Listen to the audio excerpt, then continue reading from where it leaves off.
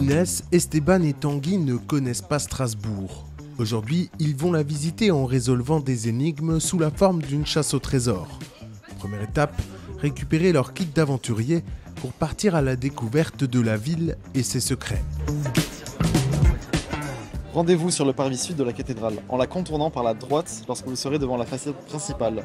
Pour leur filer un coup de pouce, une aide virtuelle et interactive les guide tout au long de leur parcours. Il semblerait que vous soyez en quête du trésor des francs-maçons. J'en suis l'un des garants. Montrez-moi que vous êtes digne et je serai votre guide. C'est le professeur, exactement, il s'appelle Mac Falcorn, qui nous répond et qui du coup, on interagit avec lui. Notre avancée, nous répond et nous oriente. Et c'est au pied de la cathédrale que la chasse au trésor commence. L'objectif, découvrir le trésor des francs-maçons à travers une balade immersive de 2h30 environ. Associé à l'élémentaire. À côté de la statue, il y avait un symbole et là sur le carnet, on a eu des indications. Donc là, les indications étaient à côté de moi se trouve l'outil, enfin une espèce de petite énigme. Une aventure et des anecdotes minutieusement ficelées par une équipe créative qui a su transformer les ruelles de la capitale alsacienne en un terrain de jeu gigantesque.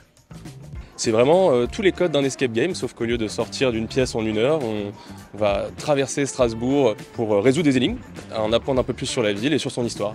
Tout ça à travers le prisme de la franc-maçonnerie. On cherchait un thème un peu cool qui parle à tout le monde. Tout le monde a déjà entendu le nom, personne ne sait ce que c'est vraiment. On a essayé de jouer un peu là-dessus. Et du coup, on raconte l'histoire de Strasbourg à travers ce prisme-là. Et il y a plein de liens qui sont faits et tout ce qu'on raconte est vrai. On a été checké par un historien, tout est sourcé, donc on donne un angle un peu différent de la visite classique aussi.